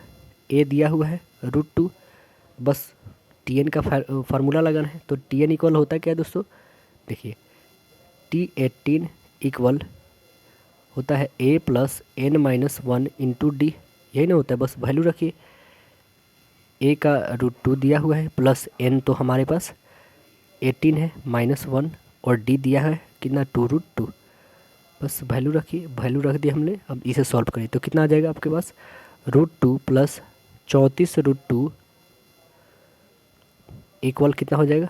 ये और ये ऐड करेंगे तो 35√2 आ जाएगा। तो राइट आंसर क्या बनेगा? 35√2। ऑप्शन नंबर आपका ए आ गया। ये देखिए, ये इसका एलसीएम बताना है आपका क्या होगा। तो क्या बनेगा इसका एलसीएम दोस्तों? इसका एलसीएम जो होगा आपका कॉमन कर लीजिए इसमें, तो कॉमन करिएगा तो 17, मतलब एलसीएम मतलब सबसे हाईएस्ट वाला बताना होता है आपको, ठीक है। तो आंसर बनेगा बी। अगला देखिए, इसका औसत 10 दिया है, ठीक है, और जो अगली संख्या है उसका 12, तो y का मान हमें इसमें से निकालना है, ठीक है। चलिए इसको निकालते हैं हम लोग। पहले तो इस सबको ऐड करिए और 10 जो है हमारी जितनी भी संख्या है उससे भाग करते हैं और इक्वल 10 यानी 50 हो जाएगा। तो ऐड करेंगे तो कितना आ जाएगा, इस सभी संख्या को ऐड कर 36 प्लस x इक्वल 50। तो x की वैल्यू कितनी आ जाएगी, घटेगी तो 14। x की वैल्यू हमारे पास 14 आ गई। अब इस सभी को ऐड करें, 3 और 1 4 1 5 1 6 1 7, टोटल 7 संख्या है। चलिए x की वैल्यू आ चुकी है हमारे पास, ठीक है ना। तो 7 संख्या से हम भाग करेंगे, इक्वल में 12 लिखेंगे, सभी को ऐड करेंगे तो आपके पास 64 और प्लस x की वैल्यू आ गई हमारे पास 14 प्लस y इक्वल कितनी हो जाएगी, 12 गुने 7। तो y इक्वल क्या हो जाएगी, 84 माइनस 78, घटाइए तो कितना आ जाएगा 6। तो राइट आंसर क्या बनेगा, ऑप्शन डी। राधा जो है उत्तर की ओर 10 मीटर चलती है, ठीक है, 10 मीटर उत्तर चलती है, फिर वह बाईं मुड़ जाती है, ठीक है, 30 मीटर चलती है, बाईं मुड़ के 30 मीटर चलती है, फिर वह बाईं मुड़ती है और 10 मीटर चलती है, ठीक है, 10 मीटर चलती है। आगे वह दाईं मुड़ जाती है, ठीक है, आगे जाने के बाद वह कहाँ मुड़ती है, दाईं मुड़ जाती है, दाईं मुड़ के 10 मीटर चलती है। बताएं कि अपनी प्रारंभिक स्थिति से कितनी दूरी है। तो कितनी दूरी हो जाएगी दोस्तों, यहाँ से तो वो 10 चली थी और फिर कितनी चली थी दोस्तों, इस बीच भी 30 चली थी, 30 और ये थी हमारी 10, तो कितनी हो जाएगी, टोटल 40 हो जाएगी ना। तो आंसर बनेगा राइट आंसर डी। अगला देखें कि आरबीआई द्वारा नकद आरक्षित अनुपात CRR में वृद्धि की घोषणा का अर्थ क्या है। आंसर बनेगा वाणिज्यिक बैंक के पास उधार देने के लिए धन कम होगा, आंसर ए बनेगा। अगला प्रश्न देखें, यदि 4x² minus 10xy plus 6y² equal 0, x is to y का वैल्यू हमें, तो देखिए इसका गुणनखंड कैसे निकलेगा, इसको पता है कैसे निकालते हैं हम लोग। 4x² minus 6xy minus 4xy लिख सकते हैं प्लस 6y², इसमें कॉमन कर लिए तो 2x कॉमन हो जाएगा, 2x minus 3y minus 2y common करिए तो 2x माइनस 3y बनेगा। तो यानी यहाँ पे x की वैल्यू आपके पास क्या आ जाएगी, x की वैल्यू 3 और y की वैल्यू कितने आ जाएगी 2, यही ना आएगी रेशियो में आप निकालिएगा तो, और x इक्वल y तो है ही हमारे पास। तो क्या हो जाएगा दोस्तों, x और y की वैल्यू 1:1 और एक आया है 3:2। तो आंसर कौन सी बन रही है, एक 3:2 एक 1:1, आंसर नंबर हमारा डी बन रहा है। अगला देखिए, शिंजो आबे कहाँ के प्रसिद्ध नेता थे, कहाँ के थे दोस्तों, तो यह जापान के थे। अब उनकी हत्या हो चुकी है, 8 जुलाई 2022 को हुई थी, गोली मार दिया गया था, ठीक है। ये देखिए अगला प्रश्न जो हमारा बताना है, मतलब इस चुनना है अलग तरह से कौन संबंधित है, ठीक है ना। तो देखिएगा यहाँ पे कि मक्का को भुट्टा कहते हैं, टमाटर को आलू कहते हैं क्या, नहीं ये गलत है दोस्तों, है ना। किताब को पुस्तकालय में रखते, विद्यार्थी कक्षा में रहते, ये सही है। अगला देखिए, विक्रेता जो है एक लागत पर 5% लाभ पे बेचने का इरादा रखता है। यदि 20 पर एक लाभ 120 रुपये कम हो तो लाभ 3.5 हो जाता है। तो उत्पाद का क्रय मूल्य क्या है ये हमें बताना है। 5 में से 3.5 घटा दीजिए, बट्टे 100 रखिए, तो कितना हो जाएगा 120। 120 गुने 100 बट्टे 1.5 काटिए तो कितना आ जाएगा आपके पास, ए राइट आंसर 8000। कि जगदीशपुर बिहार 1857 का क्रांति नेतृत्व कौन किए थे, वीर कुंवर सिंह किए थे, आंसर बनेगा बी। अगला प्रश्न है हमारा कि दिए गए 4 चित्रों में अलग कौन है, ये हमें आपको बताना है। तो आंसर बनेगा राइट आंसर सी, यहाँ पे सबसे अलग है। क्या है, वयस्क गणितज्ञ 2021 के लिए रामानुजन पुरस्कार, ये नहीं देखिए करेंट अफेयर है। भारतीय रेलवे ने हावड़ा कालका मेल को कौन सा नया नाम दिया है, कौन सा नया नाम दिया है दोस्तों, नेताजी एक्सप्रेस दिया है इसका नाम, आंसर बनेगा बी। अगला है कि मंत्रिपरिषद के साथ मुख्यमंत्री इसके मुखिया के रूप में राज्यपाल को सहायता एवं सलाह देने के लिए संविधान के किस अनुच्छेद में प्रावधान किया गया है, तो अनुच्छेद 163 में किया गया है, आंसर बनेगा ये आर्टिकल 163। सबसे बड़ी भिन्न बताना है आपको, यहाँ से तो आप निकाल ही सकते हैं सबसे बड़ी भिन्न दोस्तों, तो आंसर ये बी आएगी आपकी राइट आंसर, ठीक है। सबसे बड़ी भिन्न, चित्र के कितने वर्ग है, ये हमें काउंट करना है। तो आपको बता दें टोटल के टोटल 10 इसमें वर्ग मिलेंगे। आंसर सी होगा। 3 जो है संख्याओं के वर्गों का योग दिया है, 2 संख्याओं को एक साथ लिया जाए तो उनके गुणज का योग 131। तो संख्या का योग क्या होगा हमें बताना है। तो क्या हो जाएगा दोस्तों, आइए इसे सॉल्व करके देखते हैं हम लोग।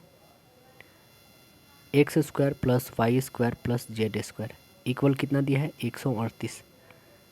X y plus y z plus z x दिया है 131। ये इक्वेशन 1 और ये 2, इस दोनों को ऐड करेंगे तो क्या निकलेगा, x square plus y square plus z square plus x y plus z y plus z x. तो ये फार्मूला होता है किसका, x plus y plus z का होल स्क्वायर होता है। तो आपके पास क्या हो गया 138 प्लस 2 गुने 131, क्योंकि ये 2xy 2yz और 2zx होता है तो इसीलिए 2 से हमने मल्टीपल कर दिया। तो करिए इसको जोड़िए, कितना आ जाएगा 400, और 400 का स्क्वायर रूट निकालिएगा तो 20। ऑप्शन नंबर क्या बना, एक्स वाई और जेड की वैल्यू संख्याएं आ गई डी, इनके योग। अगला देखिए कि भारत का पहला पूर्णतः हरित हाइड्रोजन प्लांट राष्ट्र को समर्पित किया गया है, जोरहाट को। आंसर बनेगा ये जोरहाट। ये भी दोस्तों आपकी करंट अफेयर ही है, बट इसे आप देखिए क्योंकि ये बहुत ही इंपॉर्टेंट है इसलिए हमने बता दिया जोरहाट।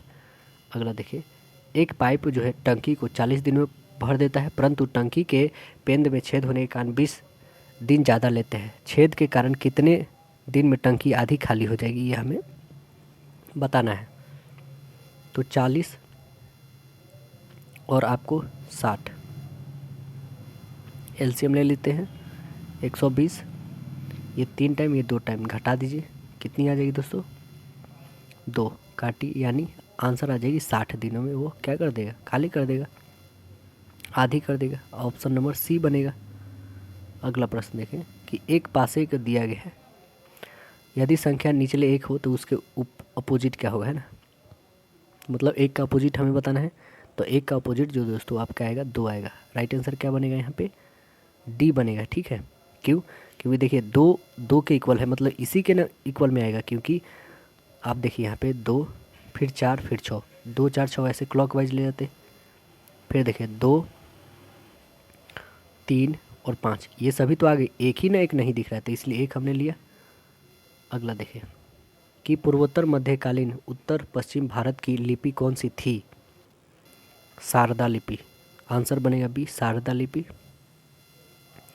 निश्चित कूट भाषा में इसको ये लिखा गया, इसको ये लिखा गया, तो इसको बताना है क्या लिखा जाएगा, इसी में से लेना है जी, जी को क्या लिखा गया। ठीक है, तो आंसर आपकी बन जाएगी ऑप्शन नंबर सी बनेगी। अगला प्रश्न देखिए कि एक आदमी ने 10% साधारण ब्याज की दर से 300 रुपये उधार लिया, उसने 1 साल के अंत में 60 रुपये का भुगतान किया, तो दूसरे वर्ष के अंत में अपना बकाया चुकाने के लिए कितना रुपया भुगतान करेगा। चलिए इसे बनाते हैं हम लोग। 1 वर्ष का ब्याज सपोज यहाँ पे 300 गुने 10 गुने 100 से करिए 30 रुपये आ रहा ब्याज। 1 वर्ष के बाद शेष चुकाई जाने वाली राशि कितनी है, 30 प्लस 300 यानी 330 रुपये में से 60 घटा दीजिए तो कितनी आ जाएगी 270 रुपये। 270 रुपया का 1 साल दूसरे वर्ष का क्या होगा, ब्याज होगा। तो 270 गुने 10 गुने 1/100 काटिए तो कितना आ जाएगा 27। और 2 वर्ष के बाद चुकाई जाने वाली राशि कितनी हो जाएगी, 270 प्लस 27 ऐड करिए तो 297 आ जाएगी। तो आंसर क्या बनेगा, ऑप्शन नंबर हमारा 297। देखिए option number A right answer होगा। अगला देखें कि यहाँ पे एलसीएम निकालना है, तो एलसीएम निकालने के लिए आपको क्या करना होगा दोस्तों, ऊपर वाले का एलसीएम लेना होता है और नीचे वाले का HCF। ठीक है ना, तो नीचे वाले का क्या बन जाएगा, नीचे वाला तो इजी में 2 आ जाएगा, लेकिन इसका एलसीएम निकालिएगा 2 5 और 10 का, तो एलसीएम इसका 10 आ जाएगा। ठीक है, काटिए इसको तो कितना 5 आ जाएगा। ऑप्शन नंबर क्या आ रहा है, ऑप्शन नंबर डी, क्योंकि 5 ऊपर आ रहा है। अगला देखें निम्नलिखित में दिया गया है क्या, इसमें दिया गया है निम्नलिखित में जेनन जो दिया हुआ है, जेनन टेट्राफाइलराइड की सही ज्यामिति तथा संस्करण अवस्था कौन सी है, ये बताना है आपको। तो आंसर बनेगा ए राइट आंसर होगा, वर्ग समतलीय होगा। अगला है विपक्षी दल के नेता को सदन में विपक्ष के नेता के रूप में मान्यता प्राप्त करने के लिए कितनी सीटों की आवश्यकता होती है? तो आंसर बनेगा आपका सी। सदन के कुल सदस्य की संख्या के जो है 10वां भाग होना चाहिए। तो राइट आंसर बनेगा सी। अगला प्रश्न देखिए कि भारतीय संविधान की 8वीं अनुसूची में कितनी भाषाएं हैं? टोटल 22 भाषा है। आंसर बनेगा बी। डैश राज्य के जो है शिवराजपुर तट को ब्लू फ्लैग सर्टिफिकेट दिया गया है। तो ये भी करंट अफेयर है दोस्तों, लेकिन फिर भी इसे आप देखिए, आंसर इसकी बनेगी डी। गुजरात को दिया गया है, 2020 में देगा। ठीक है, इसे आप नहीं भी देखें तब भी कोई बात नहीं, लेकिन इसके बारे में जानकारी रखें बस। भारत का पहला चंद्रयान प्रथम किस स्थान से लॉन्च किया गया था? प्रथम, तो आंसर क्या बनेगा? श्रीहरिकोटा से ही। राइट आंसर बनेगा इसका बी। अगला देखिए, कौन सा पद जो है दूसरे से अलग है? तो आंसर बनेगा इसका सी। राइट आंसर हो जाएगा। ये सभी से अलग है।